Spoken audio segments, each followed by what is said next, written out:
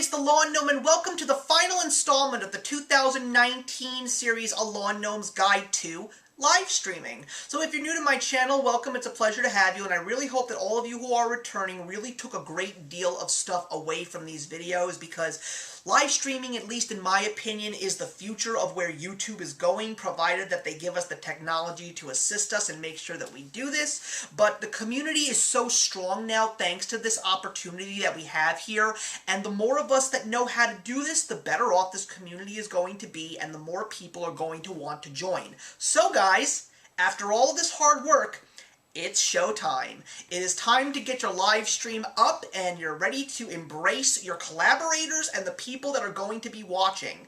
So now is where the jitters start to happen, and not just jitters, like the sweats, your night terrors. Everyone is just so nervous because, oh my god, this is my first live stream, and even if you've been doing this for a while, every live stream you're so nervous because you just want it to go off without a hitch. So give yourself prep time.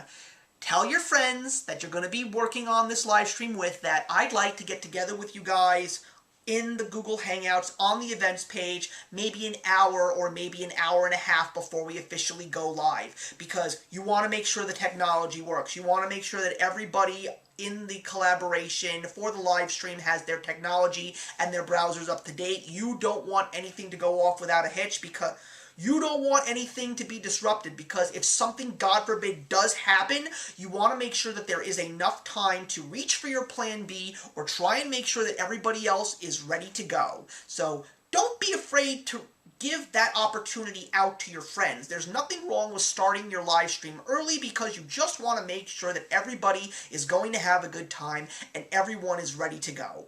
The next part that we need to say is probably the most important. Don't panic.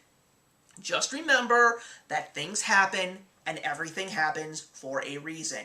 If, God forbid, something goes wrong and, God forbid, something goes sour, the worst case scenario, and I've done this, I've canceled the live stream. It happens, but don't be upset about that. Just let your fans know the truth. Say you had technical difficulties. Say that somebody got sick. Say that, God forbid, someone had a serious emergency and it's just not the same without this person and we really want this person to be included. You can always reschedule. No one's going to think any less of you for it. God forbid it happens, trust me, it has happened to me. I know that if I wasn't able to live stream, nobody truly got upset or offended or angry, because most of us don't do this for a living. We have day jobs. YouTube is not our main focus, our end-all be-all. The third thing I want to definitely let you guys know about is when you are officially going to do your live stream, you do want to see what people are saying in the comments. So you want to have the video up while it's live streaming. What you need to make sure that you do is mute, because if you don't, there's going to be some really bad echoes and feedback. The problem is, the video itself, you cannot control the mute before it goes live. So the way to do that is you got to bring up another YouTube video, and then you just gotta put your YouTube stuff on mute. Don't put your computer on mute, okay? Let me make sure that you guys know the distinction. There is YouTube being mute, and then there is your computer being mute. If your computer is mute, that means you won't be able to hear your friends in your collaboration. So you just gotta make sure that YouTube is on mute, and that will give you the ability to talk to everybody in your party, and you will be able to actually participate in the conversations that are actually happening in the comments section of your live stream.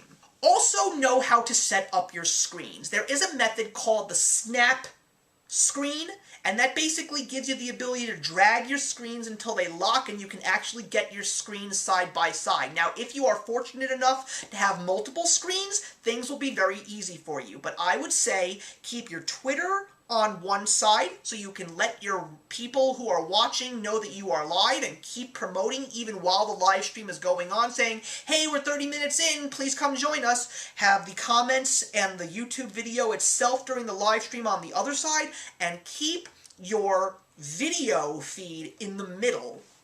That way, you make sure that your eyes are fixated on that screen, and you make sure that you are making good eye contact with the people that you're talking to. You'll definitely see a big difference if you set your screen up that way, because you'll definitely come off as engaging, and people will be excited to see your personality in full force. It really does work, and this is also based on my own personal trials and error. And that leads us to the last talking point, and I don't think it could be any more appropriate. It's just 2 words. Have fun. Yes, some of us look at YouTube as a chore, or a business, or a marketing tool, but in the end, we're talking about things that we love. So we want to have fun. We don't want to feel tense. We don't want to feel uninviting, especially when we're dealing with other people that we're working with. We want to have a good time. We want to make sure that our watchers are having a good time. And we also want to make sure that the people that we're collaborating with are having fun. So crack jokes. Have a smile. Point something out about people that you're working with that you know that you love about them. Compliment. Be modest and humble, but also get your say in there. That's what it's all about. The live streaming is about having a good time with good people on good topics of conversation. And that's it, everybody. If you follow all these steps, I'm pretty sure that you will become an excellent live streamer. If you have any additional questions, you're more than welcome to reach out in the comments section, or just DM me on Twitter. I'm always willing to help. But thank you guys, everybody, once again for a very successful Lawn Gnomes Guide 2. I really hope that it helped. And I'll see you in the next one.